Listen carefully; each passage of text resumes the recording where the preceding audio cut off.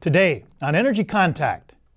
Back in the 1970s, people identified themselves as modern by wearing leisure suits, wide collars, platform shoes. Now, people wearing those things just identify themselves as weird, passé. Back in the 1800s, railroads and telegraphs were giant leaps into the future. Now they're obsolete. Well, our science and medical model was developed in the 1600s. And it's not only obsolete, but it can harm you. We're going to look at all that today and what it has to do with you, your health, your growth, and your self-improvement. It's coming up right now on Energy Contact.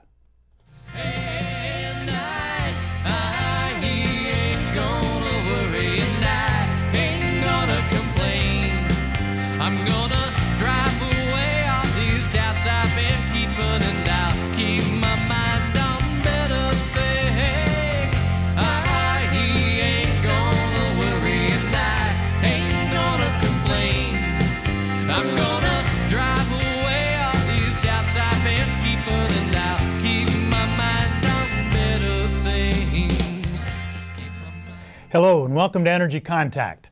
My name is Joseph Willenbrink. Thank you for joining me today, and thank you to the production staff here in the studio for helping me get my message out to you. Energy Contact is a series I'm presenting to you as a public service. It's about attaining perfect health, growth, happiness, self-improvement, and it's about realizing your full potential. It's designed to present you a new way of seeing yourself and seeing the world around you. We're talking about things that have to do with making an energetic contact with yourself internally and with your environment. There's no difference between the body, the mind, the spirit, the emotion, the intellect, the ego. There's no difference between mass and energy. We love to separate and categorize and parse these things out. But all that health and growth and self-improvement we're talking about actually take place when we do just the opposite, when we put these things together. When we make an energetic contact between the unseen world and the physical one. We're presenting on these programs a brand new paradigm that is thousands and thousands of years old. We're presenting extraordinary topics for ordinary people. And let's move right ahead with that, and let's put up our first slide. Everyone please know that I am not a doctor, and I don't want to be one either. I do not give medical advice of any kind, so if you're looking for medical advice, you're in the wrong place. I might call myself an energy healer or a chakra healer. Lots of other people might call me that too, but it's important to know that state, federal, and local governments absolutely do not.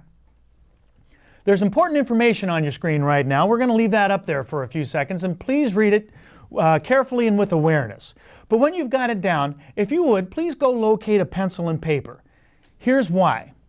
At the end of the show, we're going to run some credits, and on those credits, there's going to be contact information for me. I hope you'll contact me. I invite you to do so. But in order to do that, you're going to need the contact information. And in order to get that, you're going to need a pencil and paper. There'll be plenty of time for you to jot it down at the end of the show, but there won't be time to get up and start the search for your writing implements, huh? Please do that now. All right. Thank you. And let's come back up here. Today's show is show number 38. If you're joining me for the first time today, thank you. Thank you and welcome. These shows are sequential. They build. So we're presenting things today that we've explained in previous shows. There's some ramp-up time, some up-to-speed time that you will have missed out of. But I'm doing my very best to keep these shows having great value on a standalone basis. So if it is your first time today, you'll get a lot out of this show. If it is your first time today, and if what you see piques your interest, then please look around. You will find previous shows re-airing later, at later times, either here on this channel or perhaps in the different cable areas where your friends live. And if you look for them, I'll appreciate that. All right, and finally, it's the time of the show where I introduce my co-host, the brains of the outfit. It's time to bring Slim on camera. Let's see if we can, there's our buddy Slim. Since this show is about what energy contacts in our physical self, we need to know a few things, don't we? We need to know something about energy, and this show is certainly about energy. But that energy out there does us no good at all until we know what it is that the energy contacts. Slim is here to help us with that, to bring that energy down to us. Remember, a body without energy is just a corpse. An energy without a body, it might be a number of cool things, but none of them are human. To be fully human and fully healthy, we have to make that energy contact the physical self. Slim's here to help us with that physical self. All right. Previously on Energy Contact, we have been talking about the body intellect. The body intellect and the anatomy that it builds. We've seen that all of those same materials in our brains that give us thought, memory, reason, recall, logic, all those things we think of as brain things, they in fact pervade every cell of our body. We've seen that that body intellect is what has built us. We've seen how thought builds anatomy. Over the past few shows, we've been looking at our brain and our mind and our nervous system. And we've seen that the mind is really a part of the body, much different than the brain. That's fascinating because all we ever learned in school was that our mind was a part of the brain, much different than the body. But we're learning a little differently now. And then just last show, we used that as a little bit of a jumping off show. We're taking a break from the anatomy and stuff for a little bit, and we're starting to look at the models, at how we built our, not only ourselves, but our models of health and healing the way we have. How certain means of investigation help us reveal some things and perhaps hide the other. And all along, we've been alluding to that Kundalini energy that the old Indian mystics talk about. Well, today, we're continuing to take that break from the science and the anatomy, and we're looking at a little more history. We want to understand the mindset that got us onto a lot of our good ideas and some of our bad ones. We're looking at the models and the philosophies upon which our medical science is based. We are studying, if you will, the way we study. What's right with it? What's wrong with it?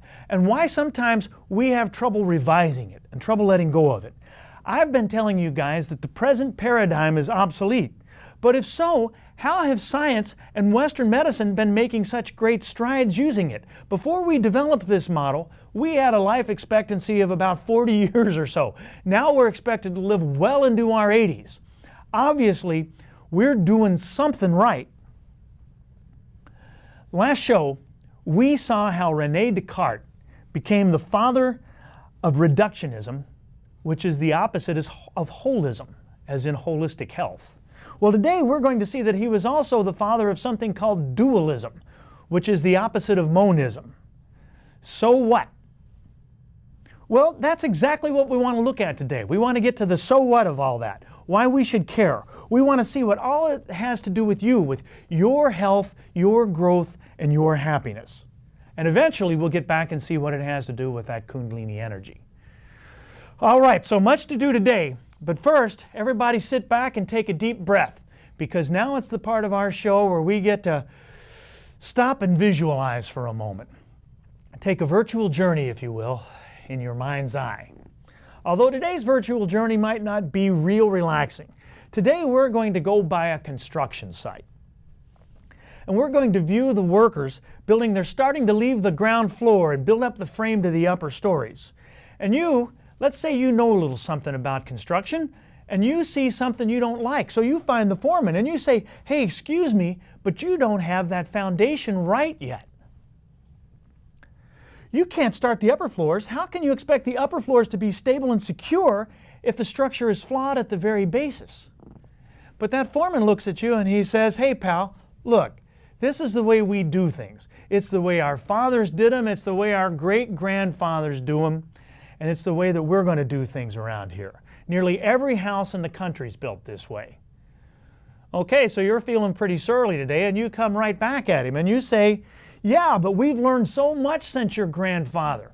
We've learned about hurricanes and earthquake faults, natural catastrophes, floodplains, shifting earths. We've made great engineering advancements in the world. And hey, by the way, your great-great-grandfather heated his home with kerosene lamps and candles. And you're just getting on a roll, but the foreman interrupts you and mutters something, and you realize he's just shining you on. And so, we just turn to leave. And you're thinking, you know, you don't want to live in that building. You don't want to be in that building.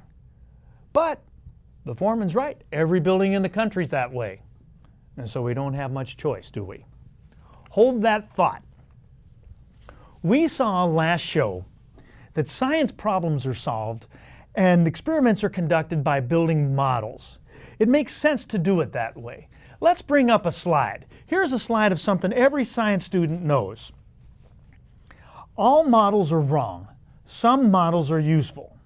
So these models we build to conduct science, they're not supposed to be photorealistic.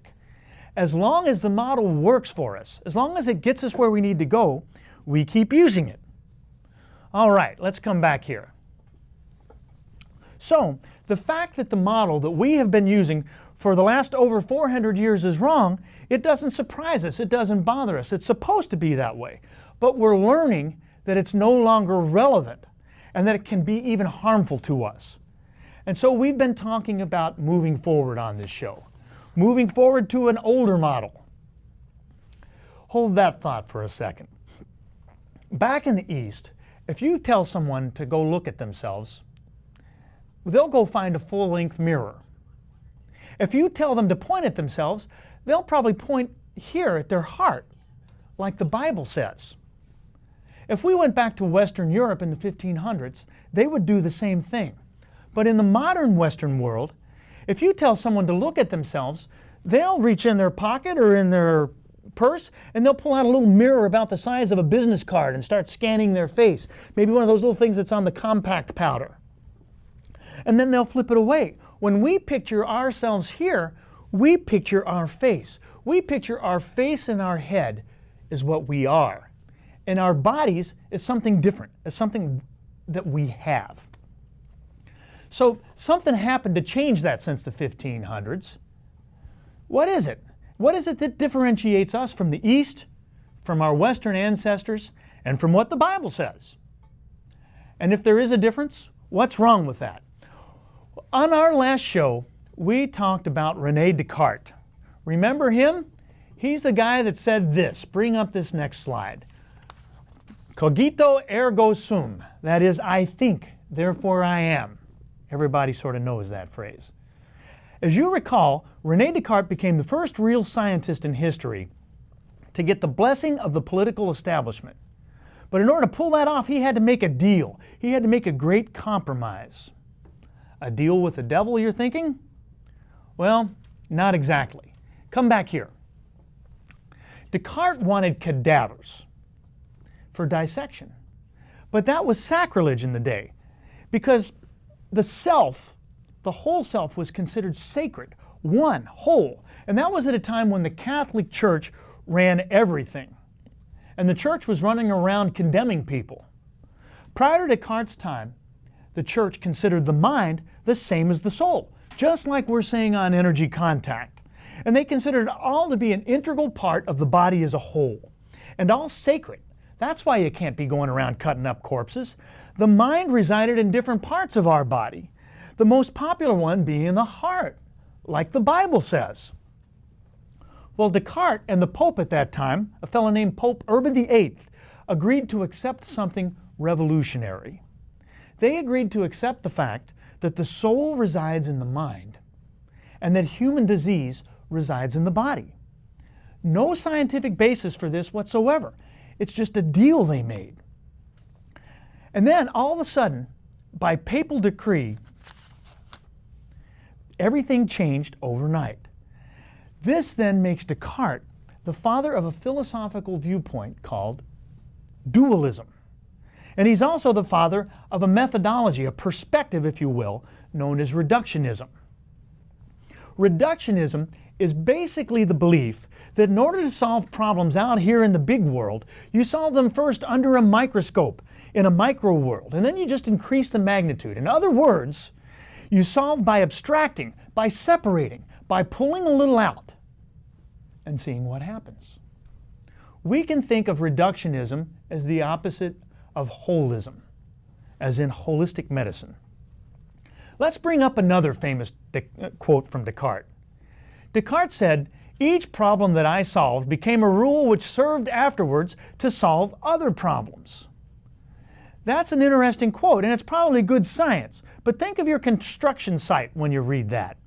Descartes' quote is a foundational quotation, and it's also a reductionist quotation. All right, let's come back here. So that's reductionism. What about dualism? Well, dualism is the belief in inherent separation, and Descartes became the standard bearer for this too. The concept that the mind is separate from the body and that God, and only God, is the mediator between two distinct, fundamentally separate and irreconcilable entities called the body and the mind. If you've ever posed the following question, you've identified yourself as a dualist. Oh, but is my problem a physical problem or a psychological one? Well, the opposite of dualism is monism. And the monist knows that there's no such thing as a physical or emotional problem in a vacuum. They're both a part of each other. There's also a third camp, by the way, called pluralism. That's self-explanatory, and time will prohibit us from going into that today. But it's outside of the mainstream argument anyway. All of this stuff seems very abstract, but don't let me get you too lost in the theory. There's a reason we want to know this. We're going somewhere with this. It affects the way your doctor treats you, and it affects the way you treat yourself, and it affects your daily life and health in practical ways. There's no growth without awareness. And hallelujah, folks, we're becoming aware. Let's move on. So Descartes became, in a very real sense, the foundation. But even though Descartes was quintessentially scientific, the cornerstone of this foundation was based upon a deal, void of science of any kind. And that deal is the very thing that allowed for so much scientific advancement. And it's that same deal that's screwing us up to this very day. All models are wrong, but some models are useful.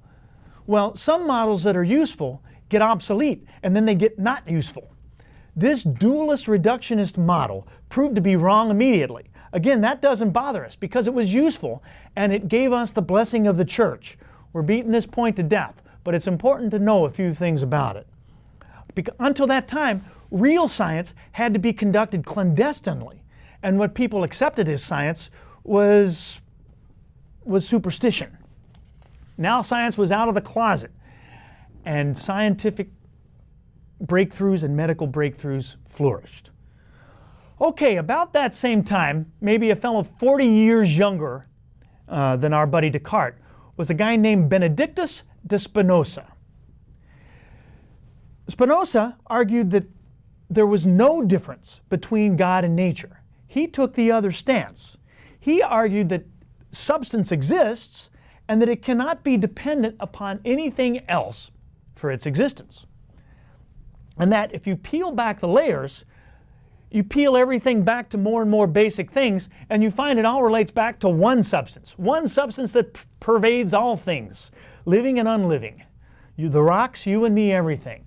Spinoza's proofs were more philosophy than lab science, but they were excellently done. They were conclusive, and they were in stark contrast to what Descartes was saying. In philosophical terms, where Descartes was a dualist, Spinoza was a monist. Now, to make energy contact, you've got to be a monist, like Spinoza. Spinoza was a Jew, and not under the control of the church. There was good and bad to this. The good is that he was not so much under that all-powerful thumb of that all-powerful church. The bad news was that in a time when it was an all-powerful church that ran everything, Spinoza was marginalized. He was an outsider. He could study and write all he wanted, but nobody was going to pay too much attention. Spinoza was saying, in effect, that mass equals energy. Einstein said precisely that 300 years later, and he proved it, and he credited Spinoza as the person who shaped his worldview. And Einstein's worldview shaped yours and my worldview in ways that we don't even understand. But can you believe that it took somebody 300 years to pick up on that? And by the way, revisionist history obscures the fact that Einstein, like so many great people, was largely scoffed at in his day, at least in his early day. Einstein fulfilled Spinoza's prophecy, if you will, and proved the unity of everything. But at the same time he was doing that, Salk and Pasteur were making great strides in medical science using the old model, using Descartes' model. Great scientists and medical researchers are still using that model today. So if it works, don't fix it, huh? Well, we'll see. Dualism and reductionism, they sort of go hand in hand. It's almost impossible to be a reductionist and not be a dualism. But again, let's keep ourselves to the point. As soon as our current foundation was developed in the early 1600s, it was proven to be wrong. And now, over 400 years later, we're still using it to determine our health. Other discoveries came along between then and now that sort of kicked the slats out of that flawed foundation. In 1828, this fellow named Friedrich Wöhler synthesized the first organic compound from inorganic components. According to Descartes and Pope Urban, that is a physical impossibility. In 1859, a fellow named Charles Darwin wrote a book where he had the nerve to propose that you and I came from monkeys. Well, if God had to imbue us with something at creation, that couldn't happen either. And then in the early 1900s, Einstein, like a messenger from God, came down and changed our lives. And science paid very little credence to him for 35 years or so. Now fast forward to the 1970s, when smart neuropharmacologists started proving the existence of things called ligands and receptors, things that definitively showed the non-difference between the way you look, the way you act, and the way you feel, between body, mind, spirit, emotion, intellect, ego, everything. Okay. Through this timeline, we're becoming monists. We're becoming monists already, but we want to get back to that flawed foundation and see what Descartes has to do with the fact that we like our face more than we like our heart. You have to understand the deal between the church and Descartes. It was counterintuitive to most people at that time. It's crucial to know that.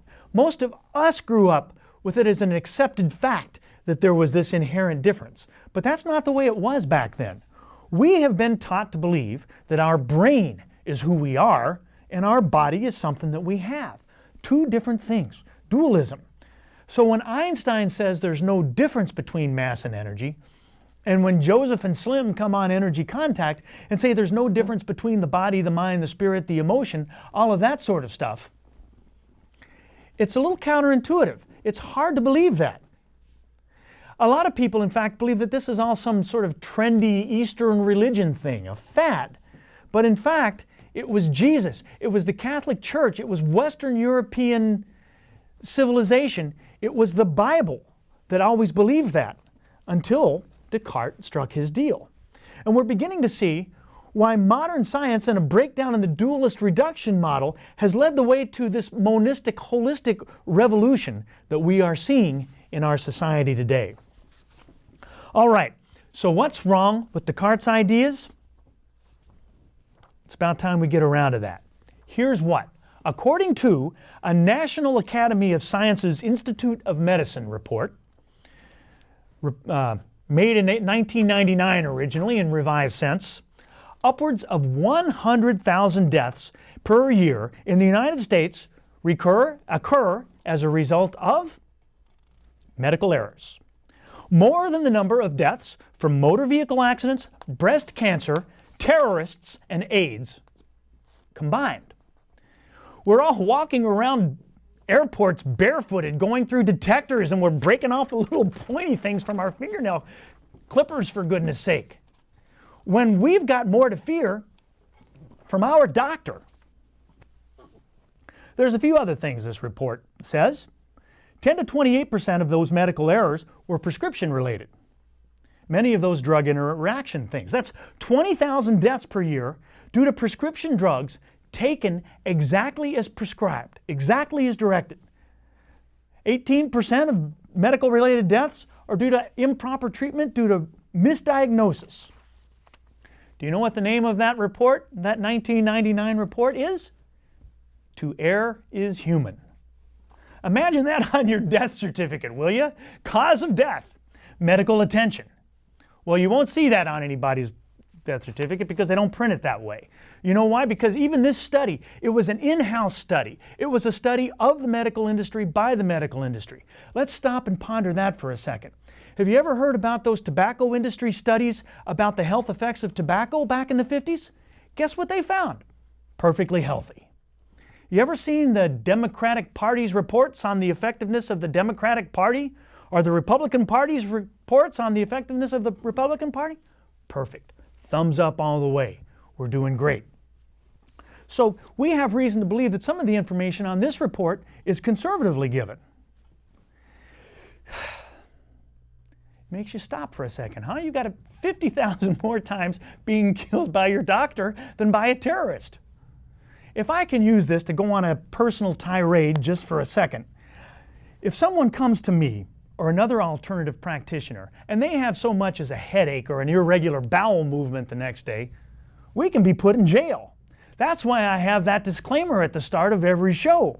And that's why I have to tell you that I can't even give you a hint of anything that even resembles medical advice. But when the medical pharmaceutical industry kills somebody, they say, oh, terror is human. It's like saying, oh, boys will be boys. Is your doctor evil? Of course not. He's as much a victim of the flawed model as you are. He went to med school to help people. And now he's got the AMA over here and the FDA over there. He's got lawyers hiding underneath the sofa. Every now and then you hear a news story where some gifted doctor wants to prescribe a natural herb. And you know where he ends up? He ends up right in jail next to me and Slim and Sister Moonbeam. He's caught in the flawed model too. The problem is the model. Next time we'll see what's wrong with the model and why we're stuck in it. When I tell you that I love doctors and I love the medical industry, I mean every word of it. I really do. I have a doctor myself. He's excellent. I hope you have one. And I hope you follow her advice. But remember, your doctor's not responsible for your health. You are. If you need a surgery, go get it. It will save your life. Emergency medicine, there's no substitute. There's no replacement for medical science. Just remember that you want to know that it's really what you need and that you've exhausted your other opportunities, your other options first. And always remember that you are responsible for your health care.